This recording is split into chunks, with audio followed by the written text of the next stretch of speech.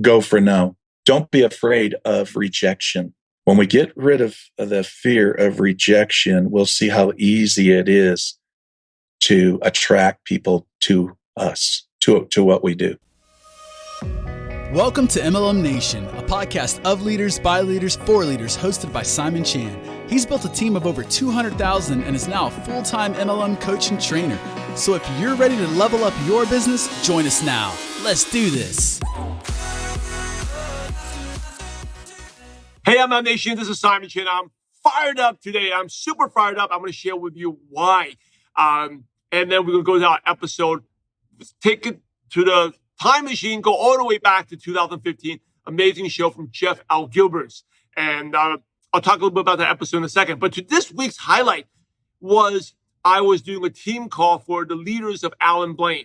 For those who don't know Alan, you can look him up. He's been on MLM Nation, I think 2 or 3 times. But I first met him back in 2015, 2014.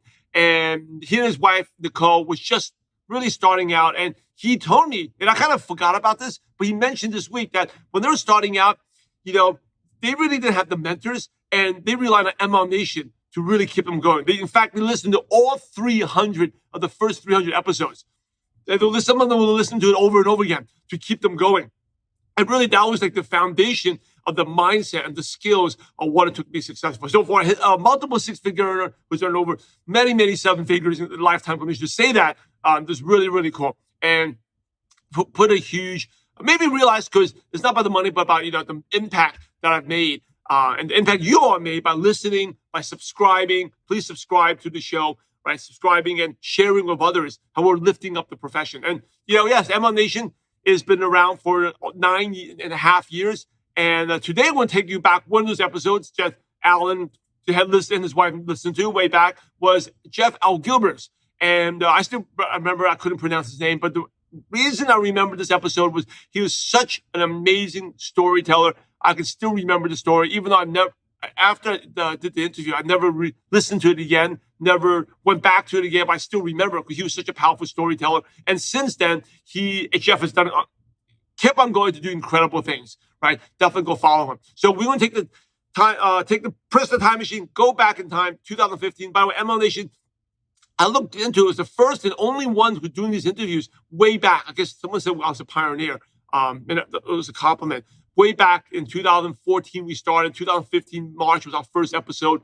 We'll go back to episode 87. And for those who don't know, all these first 300 episodes are on a separate podcast called MLM Nation Archives. Okay, when you search for MLM Nation, whether it's on Spotify or iTunes or whatever you're listening to this at, there'll be 2 MLM Nations. At that time, Apple, because we had so many episodes, made us to create a separate podcast. I don't know, I think for storage issues, whatever.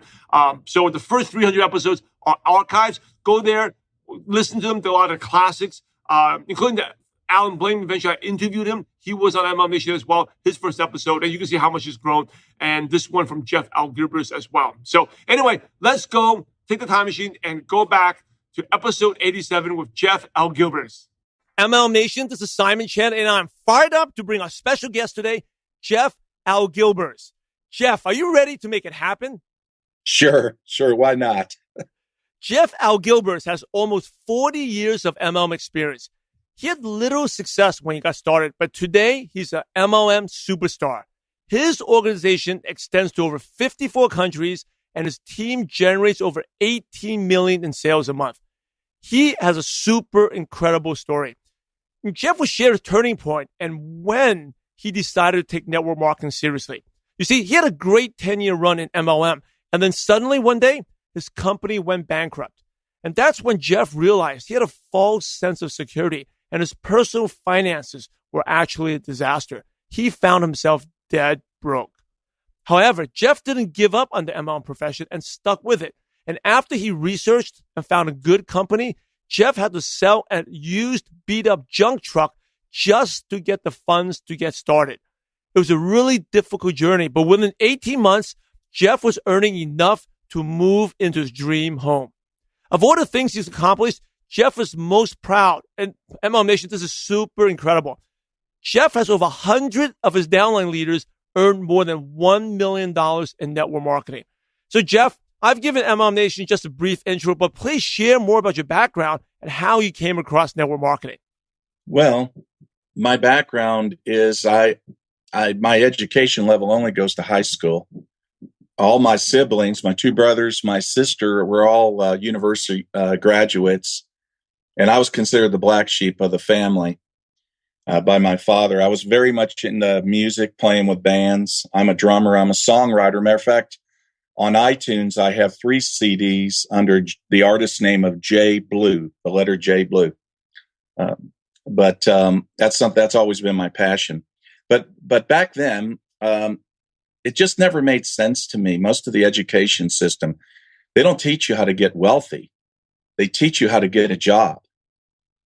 And I just didn't like it. Now, I didn't know why I didn't like it. I just didn't like it. To me, I was very disillusioned when I was in high school. And I thought, what do you do with most of this education they give you? I'm not going to use this. And so I just wasn't really sure what to do. But what I did do was I started listening to, it was a company back then called Nightingale and Conant. I don't know if you remember that, Earl Nightingale. Definitely. I remember listening to his audio cassettes. And I didn't know why. I mean, I just liked it. I just liked what I was hearing. The idea of dreaming big and finding your dream and what you have to do it. The stories, everything. It appealed to me. At that time, I had a cleaning business. My wife used to ridicule me. That was my wife then. But she used to ridicule me and say, why are you listening to that? What good is that going to do to help you clean better? And I said, I don't know. It just makes me feel better. And that's what I did. I would just listen to those programs. And so I remember a man back in 1978 saying to me, he said, hey, I've got an opportunity I want to show you. And we didn't call it network marketing back then because the internet wasn't alive. We called it multi-level marketing.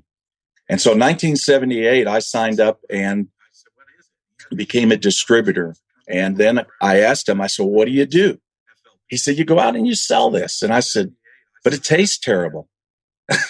He said, you put the aloe vera juice in like orange juice or something else and it'll taste better. But it's healthy. It's healthy. People will like it. I said, all right, fine. And then that's what I did. Back then, we made deliveries like Domino's Pizza. So, and that was the only thing I understood about multi-level at the time. I didn't understand the concept of really building an organization, but it was a start. It was a start. But that was back in 1978. And then finally, what I've realized in my journey is that as technology changes the world, that changes how we do network marketing. So we always need to ask ourselves the question, how do we do network marketing today? How I did it back in 1978 will not work today. How I did it in the 1980s or the 1990s will not work today. So it's constantly evolving. And to be a 21st century professional network marketer today, you've got to stay on top of your game. But back then, again, I didn't understand it. Eventually, I started understanding when I got involved in another company. I remember I was trained to how to do meetings, how to do presentations in front of groups of people, and then how to build an organization. And so, again, that was more of still a direct sales company. And then finally, I started evolving into later on more consumable products. And that's when I think that was the turning point. They used to joke back then, say lotion, potions, and pills, like as if they're knocking companies that have those products. But the truth of the matter is, when you look at all the leading companies, that's just what they are. And I knew that. But that was the turning point back then. And so I can remember at that time, my business, I had like 40 employees, and I had two major accounts that decided to save money. So they let my services go. So after 10 years, all that was gone. And for the first time, I didn't have any income coming in. The thing is, up to that point, I'd always treated network marketing or multi-level marketing, as we called it back then, just as a hobby. It was just something I liked to do. I was listening to the Nightingale Conant recordings. I liked it. I enjoyed it. It was a hobby, but it was not my profession. So the commitment level wasn't there. Now, when I lost my business, then I started thinking seriously about my life. And then I thought, how in the world will I ever get back on top? My credit is ruined. I can't even get money right now to start another business. And I don't want to do the one I was in. And I didn't want employees. So here I come from, like I said, in high school, I just didn't like the concept of getting an education, get a job. Why not employ yourself? And then now I was at that point in my life where I was like, I don't like employing myself this way. I don't want to be dependent on clients that can just say goodbye. And so, and at the same time, I got tired of firing people and having to get up out of bed at 2, 3 in the morning because somebody didn't show up. So I started thinking about it. How will I ever get up back on top? I can't get any money to start a business. And then I started thinking, what am I doing? What have I learned over these years? I've treated multi-level marketing, MLM, as a hobby. But yet I've seen people earn $50,000 plus, more than that, a month. Personal friends of mine. And I thought, I have got to find a company that will deliver exactly what I want. And then I've got to totally commit to this. So I went in search for a company. And finally, when I found the right one at that time, and that was David Lisenby out of Salt Lake City, Utah. But at that time, I can tell you that once I found the products that I felt very passionate about promoting, I didn't have any money to get started. And so I didn't even have money for a distributor kit. And then back then, I think there were $30. And matter of fact, I wrote a check for it. And I thought, well, I just hope I can get the money in the bank to cover it. Surely they won't come and repossess my distributor kit. But and so the thing, finally, what happened with me, I sat on my porch one day and I said, what am I going to do? How am I going to get started? And I just started thinking negatively. I started thinking, I'm broke. And finally I heard this voice just shout out of my mind, shut up. We know you're broke. So let's do something about it. And then I looked out and I saw the only thing that was left from my bankrupt company was a junk truck. The tire was flat. The motor didn't start. I kept the window rolled down for the neighborhood cat. So I tried to show God I'm trying to contribute something in life. And I said, that's it. I will sell that truck to the junkyard. So I called a man. He came out. He says, I'll give you $400. I said, take it. And so I took that $400 and I bought $200 for groceries because I didn't have any food. And then I had $200 now to get started with products.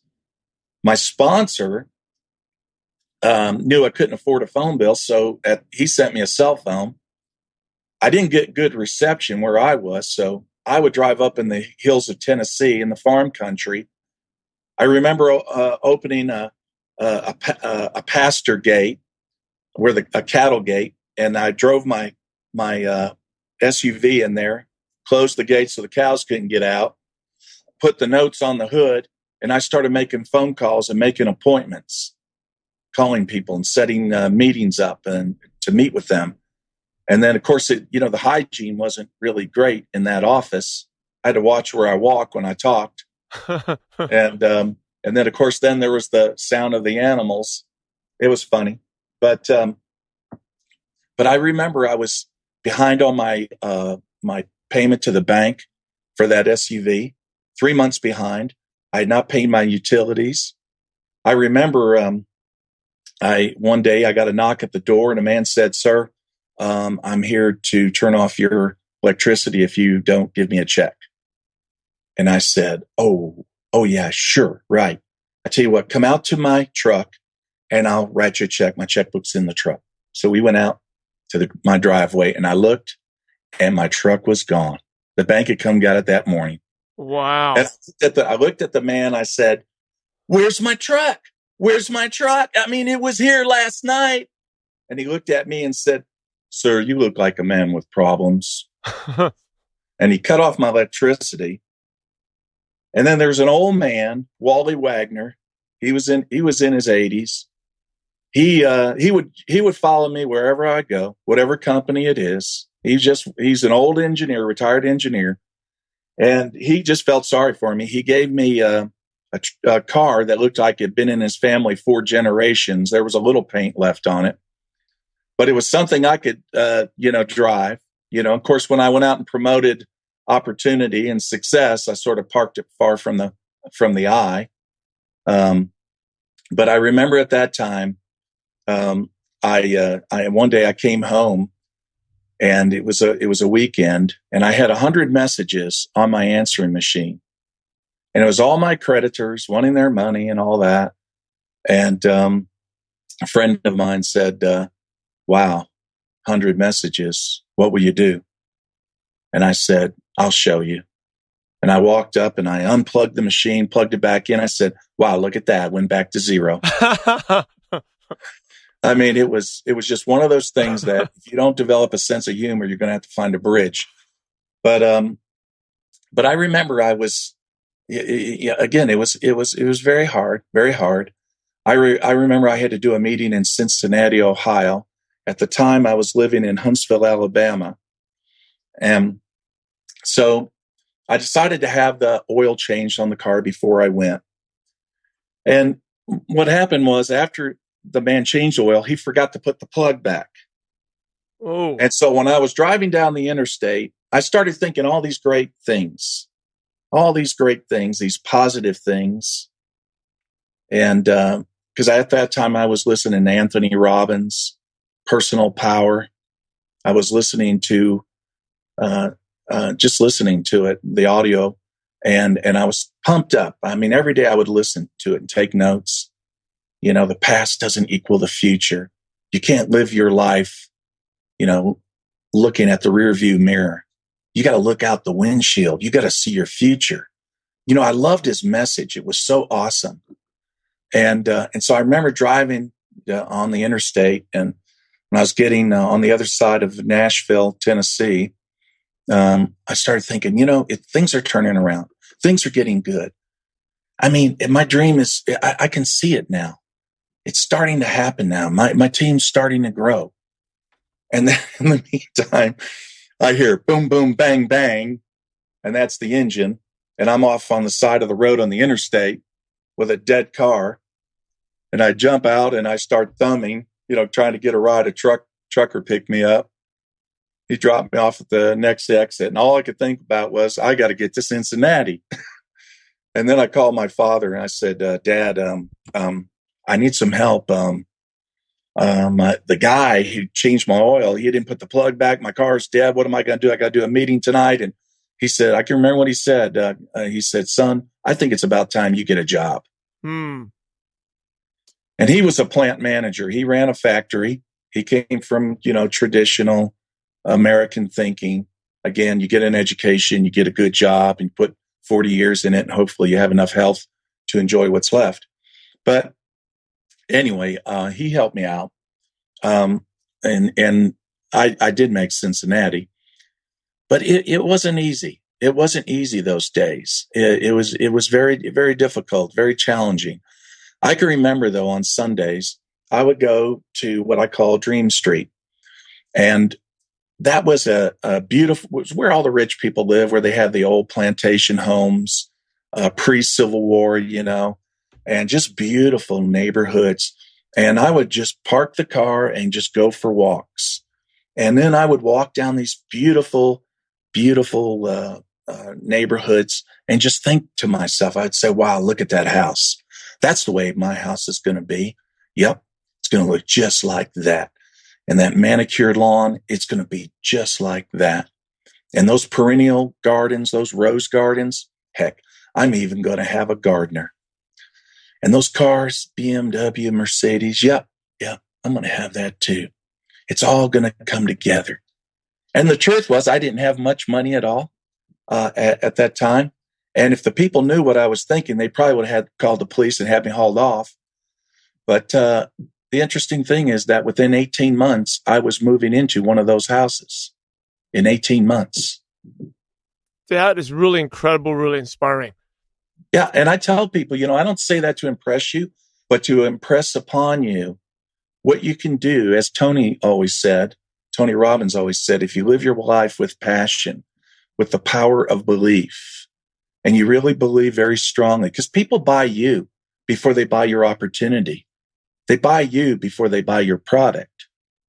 And if you are the kind of leader, and people are looking for leaders, people are looking for guidance, people are looking for the right kind of mentors to guide them, to give them some direction.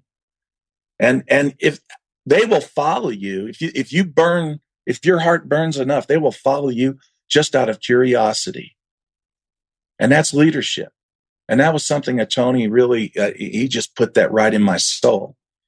And I think that was the turning point for my success. And so I never look back. And even today, sometimes I'll have dreams and I'll be doing a floor in a grocery store. Because I can remember when I was getting my network marketing business going, I would part-time at nighttime. Sometimes I would go out and work in a grocery store. You'd see me mopping a floor. And if you went down there and you told me, Jeff, one day you're going to have an organization that's in 54 countries. You're going to be doing 18 million a month.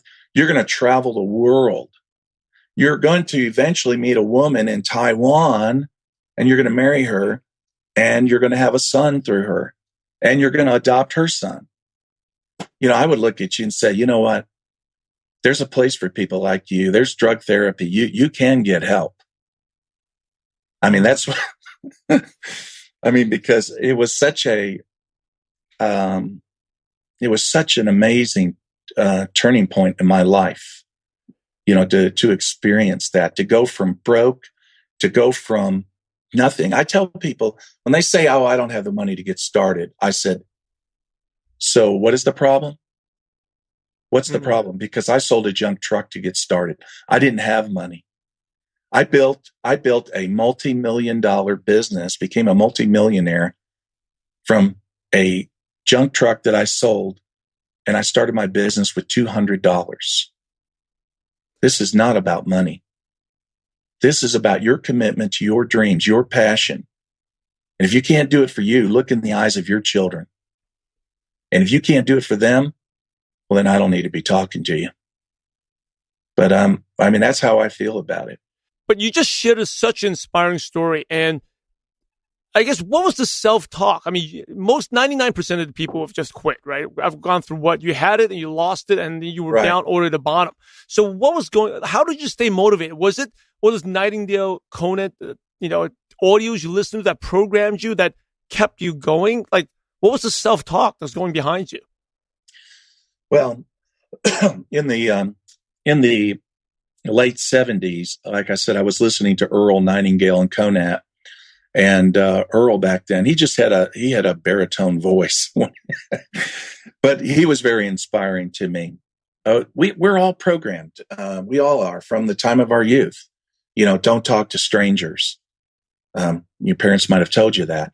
Well, we're in network marketing. I mean, you have to get out of that that self-defeating thinking, because you're going to have to talk to strangers, or money is the root of all evil. Well, that's not correct. It's the love of money, if you read better translations. So there's a lot of programming that we have. And again, the programming that we have to get an education and go get a job. I teach my children differently. I teach them, you need to be an entrepreneur. Now, you don't have to be involved in network marketing like your father. You don't. You be you. Whoever you are, be you. But understand this, you don't have to get a job, and you don't have to depend on another individual for your financial freedom. But it took a transition because we all go through downtimes. And I can remember that some of the companies that I had been in, they were badly ran companies. Either the management didn't have the experience, or the product wasn't strong enough, or the compensation plan was too unproven at the time. There seemed to be something. So it was always crash, burn, rebuild, crash, burn, rebuild. But I can remember before I became or experienced the success I did, I can remember times I was thinking, maybe I'm not cut out for this. Maybe I'm just not, I don't have the personality for it. I'm not a presenter. I'm not a speaker. Maybe it's just not going to work out for me. I can remember thinking that. But there was that other side to me that said, no, you got to make this work. You got to develop. You got to become what you think you cannot become. You got to learn from people who did it. And I believe that, because I remember early in those days that I did have a belief that if you learn from successful people and you do what they do, you will get what they get. All you have to do is master what they do. So it makes sense to me, because if you want to learn pro baseball, you don't go to people that are always striking out. You go to people that can hit home runs. Now, they don't always hit home runs. Matter of fact, they strike out most of the time, but at least they hit some home runs. They're good at what they do. They're on their game. And so that was, and so what I did was, when I started listening to Anthony Robbins, I started deprogramming my thinking, and whatever image I saw of myself as a person who, my company failed, I was broke. Like I said, when I was sitting on that porch and I was thinking, I'm broke, I had to smash that image. And then I had to start seeing myself as an achiever. And so I just programmed my mind with things that Anthony taught at the time, and it worked. It really worked. I started taking a more positive outlook. It sort of reminds me of the boy. You might have heard this about the boy that he took a bat and a ball, and he says, I'm the greatest hitter in baseball. And he throw the ball up and swing at the ball, and he missed. He did that a second time, a third time. He missed. And he smiled and said, wow, I'm the greatest pitcher in baseball. Wow, I like that. I love that analogy. And that was sort of like me. That was my transition. I started seeing myself differently. And, of course, now you've got some other questions that you messaged me, and I don't mean to. No worries. It's been awesome sharing. I actually want to ask you something. Like you said, during your worst point, that's when you start taking network marketing seriously. You made it more of a commitment. Before it was a hobby. Like, give me an example of like what extra commitment. How did you really treat it like a profession? What's the difference? Well, one thing is I had the time to dedicate to it because I didn't have anything to distract me. That helped. But the other thing is I started, again, listening and being mentored by Anthony Robbins, and I had some others too. How to Win Friends and Influence People, Dale Carnegie, that's the Bible of relationships. To understand people, I needed to become a people person. That was very important. And then the importance of getting out and getting on the road. I can remember I would set up appointments. I started doing meetings, and I had I don't know if you remember that car that Chrysler had back then called Horizon. It looked like a small little. That's a long time ago. Oh, it was a long time ago. It was such a tiny little car. It had a big back window. And so I always put the compensation plan there. It covered the whole entire back window. I went down the interstate. Everybody was reading the compensation plan. And so, matter of fact, when I got to Canada and I was going through immigration there, or whatever they call that, border, the man looked at the back of my car and says, "What's that?" I said, "Oh, that's a compensation plan." He said, "Pull over." He says, "You get that and get your things, and I want you to come in here." And then so I went in to the into his office, and he says, "I want you to explain that."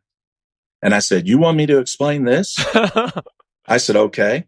So I set up the compensation plan. I said, "Here's where you start. You come in at the bottom here."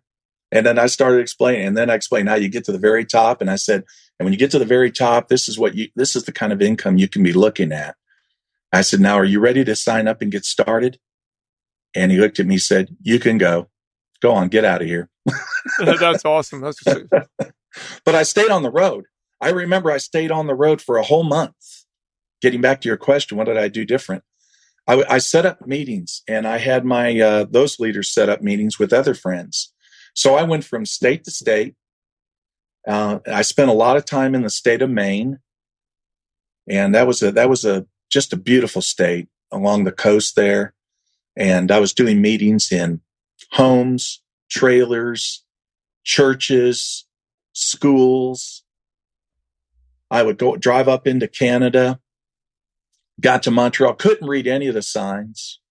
I called the leader on the phone. I said, "Just give me the exit number or something. I can't read any of these signs. It's all French." I remember doing a meeting there, then driving down in the Nova Scotia on over into Prince Edward Island. It was just a beautiful experience. I got to meet a lot of wonderful people and just see that kind of country. It's just wonderful. Those were great memories. I'll never forget it. Never forget it. It was such a great experience. But I think the other thing too is one thing I honed in on, and that is developing the people in my team. I'm a big believer in that you have to work through your leaders to find your leaders. And the people that you're presently working with may not be the people that you'll be working with later. Whoever you start with may not be the people you finish with. Finish in the sense that you finally have reached a point of a success that you've always wanted to reach. So working through my leaders was probably one of my biggest strengths, and probably one of the best kept secrets in this industry. Most people will fail to do that. Yeah. I love talking to people like you who have so much experience in your stories. And I think you brought up a really good point. It's just like technology changes the world, and technology changes network marketing. Yes. And I wanted you to go back and clarify something. You said at one point you had employees. Was that part of your network marketing business? You had employees, or was that a separate business? That was my cleaning business. I see. So you still had your cleaning. So you did it part-time for a long time. And then basically the cleaning business went out and your network marketing business went out at the same time. Well, what happened? Well, I was in a company at the same time when I lost my cleaning business. But again, I didn't take it seriously. It was a hobby. I liked doing presentations, and I was learning. I enjoyed it, and I had money coming in from it. But I wasn't taking it seriously. It wasn't my profession, so it was a hobby. But when I lost that business, I said, no. Now you're ready. You need to get serious. Of course, I was in a different company back then, and then I realized I needed to find a company that had highly consumable products, and so that's when I went in search, and that's when that journey began. I see. Now, you've had almost 4 decades of experience. What's the one thing, and you've seen so many changes, what's the one thing that excites you most about network marketing now? What excites me is it's easier now than it ever was. I mean, think about it. Back in when I got started, we didn't have the World Wide Web. We didn't have cell phones. Distribution was a real issue. Like UPS, FedEx, forget it. I mean, so that we had to inventory products. It was very much a direct sales business back then. not so much of, building a network. I always say sell the franchise, not the burger. I go back to the McDonald's story, and that's where the money was. And I always, I changed my thinking from, going from selling the product to you sell the business, you sell the franchise. Then you're going to sell a lot of products if you do that. And so it was just a change of thinking. But back then it was so different. But again, things changed. Eventually, I remember getting my first cell phone. It was like a walkie-talkie. I mean, I would sit it on a table at a restaurant, and I would just smile and say, "Yep, that's mine." I could talk to the leaders on a cell phone. That was a big change because I usually had to go use a payphone booth, or I had to go home to make phone calls. And that was a big change. Then we had fax machines. We didn't have to mail in applications anymore. We can fax them in. I remember when I went into my final company that I've been with 17 years, I remember that when I got started, the first 90 days, we put in over 800 people. Again, technology was changing because now, instead of going out doing presentations, we were doing conference calls. Instead of mailing applications, we were faxing them in. And then we had what we call hotlines, information hotline. Maybe it's about in this case, it was about our product. And so it was really simple. I give someone the hotline. I do an immediate follow-up with that person. And then I would say, okay, how do you see yourself using the product, or can you use extra money? I didn't ask them if they wanted to join or if they wanted to buy. I only gave them a choice. You see yourself using the product, or can you use extra money? Generally, they always said, use extra money. And I taught my leaders to do the same. We kept it very simple. We didn't complicate the process. And in not complicating the process, we put in 800 people, and that got us off to some fast momentum. I always believe that the principles never change, just the tools. The principles never change, just the tools. Because today I would never do it the way I did it back then, because it wouldn't work. It wouldn't work. Why? Because technology has changed society. That has changed how we do network marketing. Baby boomers have a struggle with that. I'm talking about baby boomers who have been in network marketing. I'm a baby boomer. Okay. So, and I look at a lot of my, my peers, people that I've been with in this industry, they have not made the transition over. Even in my company, I look at some of the leaders that are not in my line, but they're in other lines. Even my upline, they have not made the transition. And what happens is then they flounder. They don't know where to go with this. Now, then, of course, what people do at that point, they try to stay busy. Doing this, what we say is a definition of insanity. Remember that, Simon? Yeah. Doing the same thing over and over again. And what? Expecting things to be different.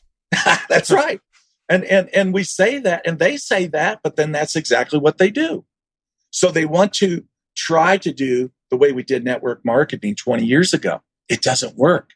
And this is why this is important, because you have Generation Y, you have these young people. That's going to be our future residual income. It's not going to come from the baby boomers. They're going to die off. They're going to die off. So that means you've got to be able to have a system that a Generation Y can understand, or a Generation X. They're a little older, but that they can understand and that they can relate to. And I tell my leaders, I said, it's not that they don't want to join you.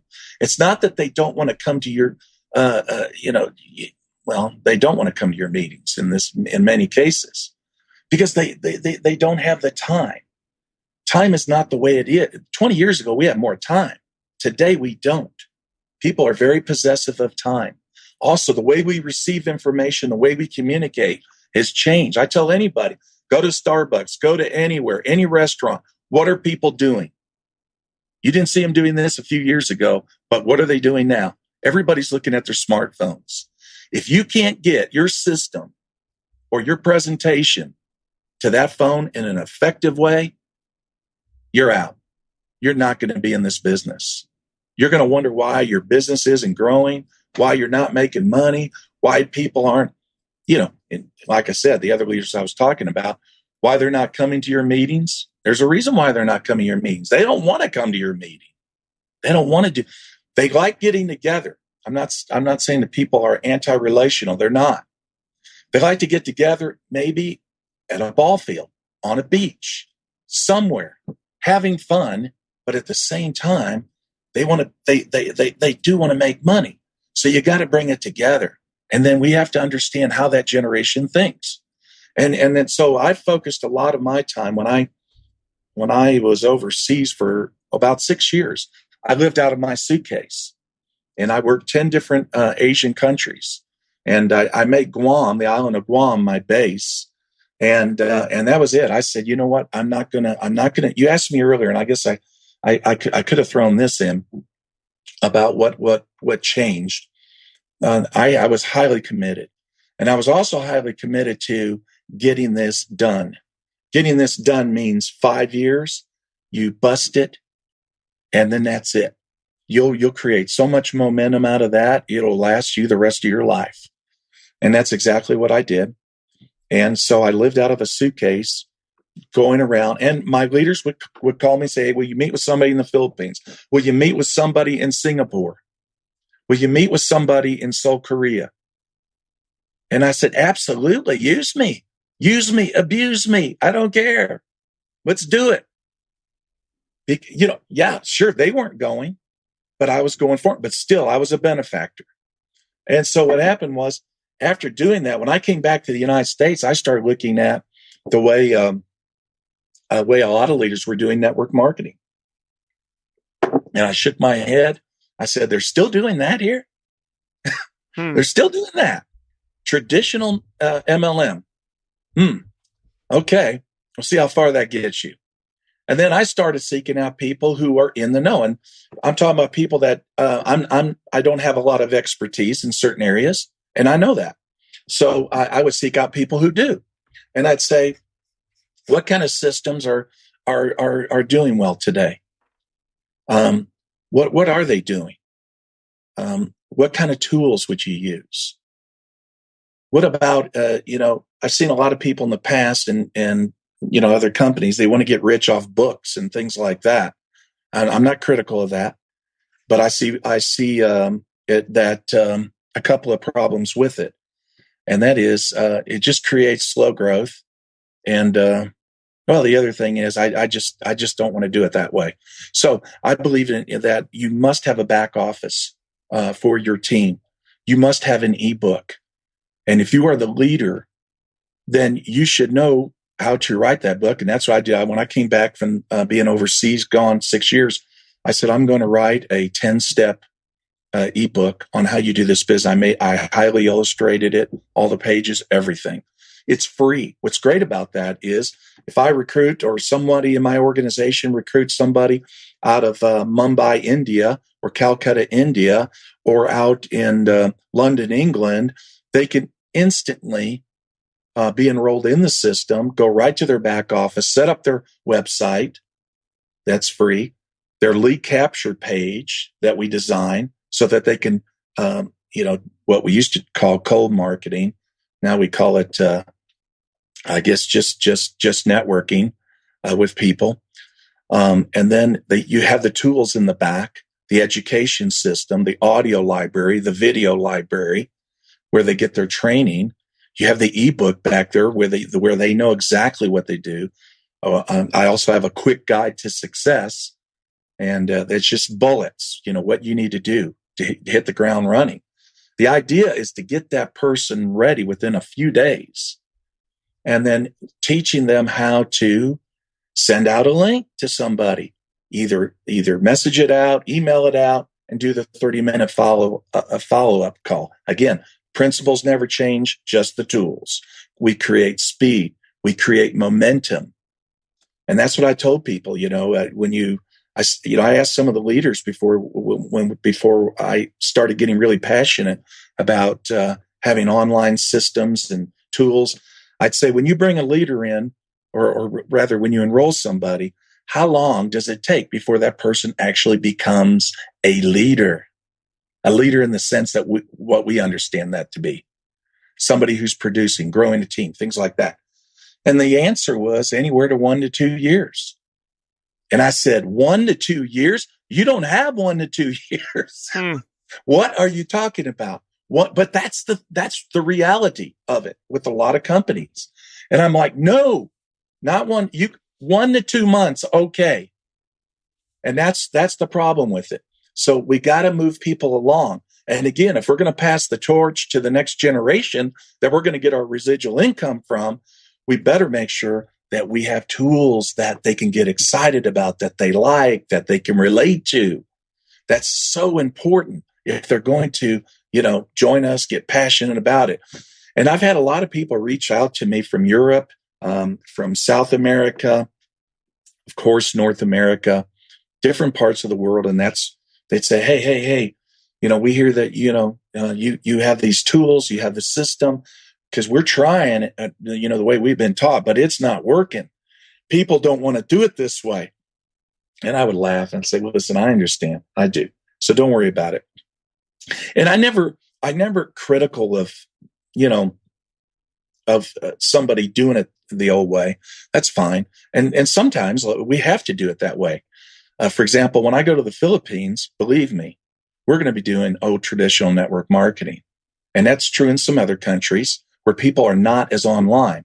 But for societies, affluent societies that are online, people that are online every day, they're constantly connected.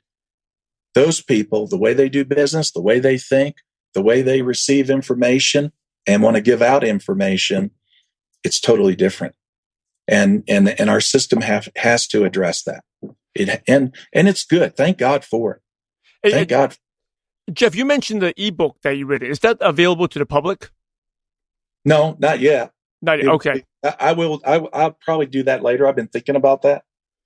Oh, I think you have a wealth of knowledge. You'll be a bestseller. I mean, the stuff that you shared is incredible. Well, it comes from a lot of frustration. One thing that bothers me, Simon, nothing bothers me more than to hear a leader say, I'm trying it, but it's not working. Now, that bothers me when I start hearing that, because I start thinking, not working. Well, it worked for me. It's working for some of my other team. So then, so one thing I tell people, I said, listen, it's like any product. I don't care what you promote, whatever you're passionate about. Having that product, let's say if it's a health product, okay? Having that product doesn't make you healthy. Using that product makes you healthy. Having a system does not make you successful. Using the system makes you successful. So again, understand that people have changed, society has changed. We have to transition from old traditional network marketing to how we do it today as a 21st century professional. And then understand that once you have that system, you have to follow that system. There's no magic to it. Just having it doesn't make you successful. I stress that with all my leaders. And one I just talked to the other day, I she's had it for months, and now she's finally reading the ebook. I laughed at her. I said, okay, when do you want to get on with your life? Come on, read the book. Come on, it's not that hard. Just do it.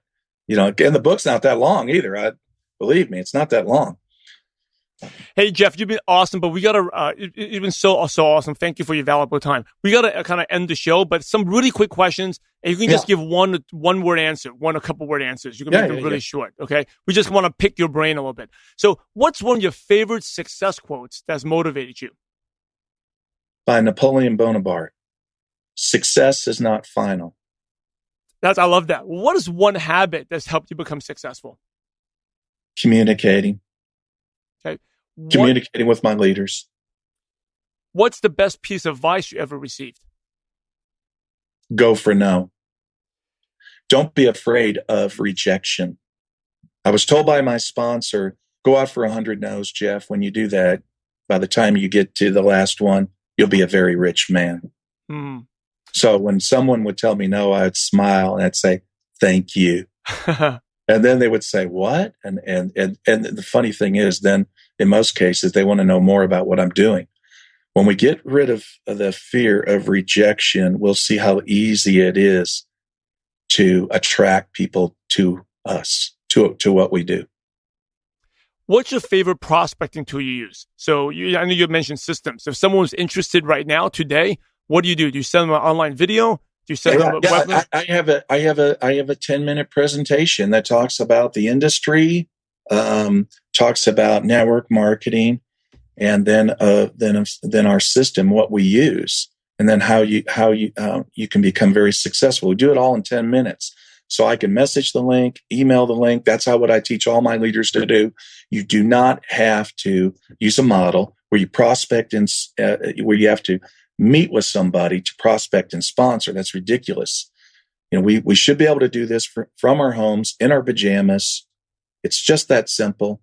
Email or message the link, do the 30-minute follow-up, and be in front of your computer and enroll them. Hopefully the company that you're with makes it that easy where you can just enroll them online. What's one of your favorite apps? Or do you have an online resource like a Dropbox, Evernote that you could recommend to our listeners? No, I don't.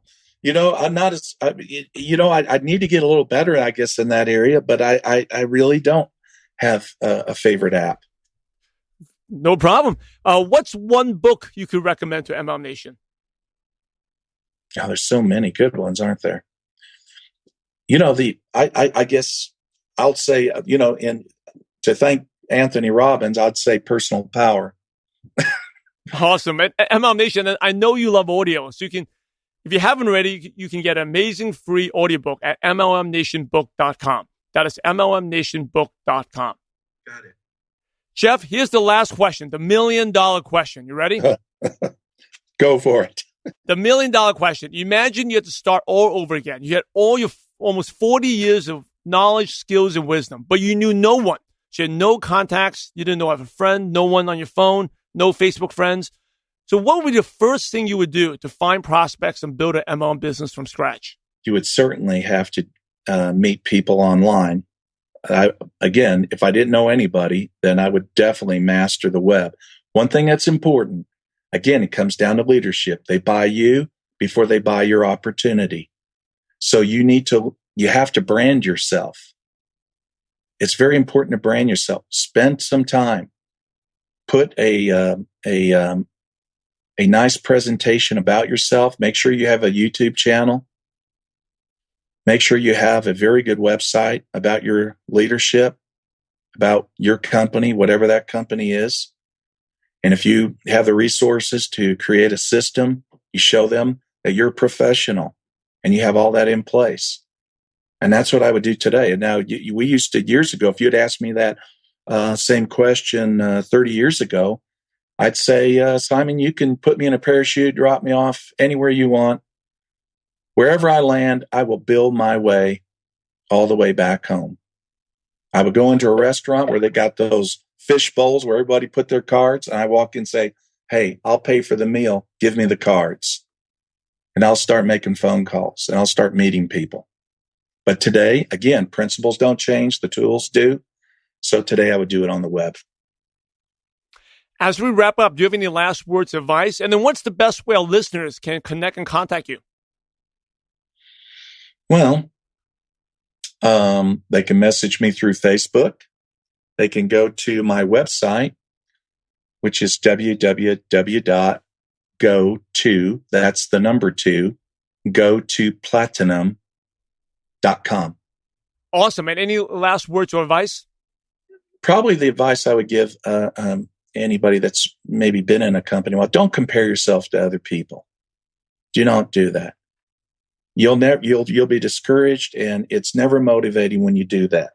Compare yourself to yourself. Look at how much you've changed. The books that you're reading, I went through that process. How your thinking is changing. So much has changed about you. You need to appreciate that. A lot of times we don't. We really don't. We can be very hard on ourselves. We need to learn how to love ourselves and be kind to ourselves. Now, not too kind.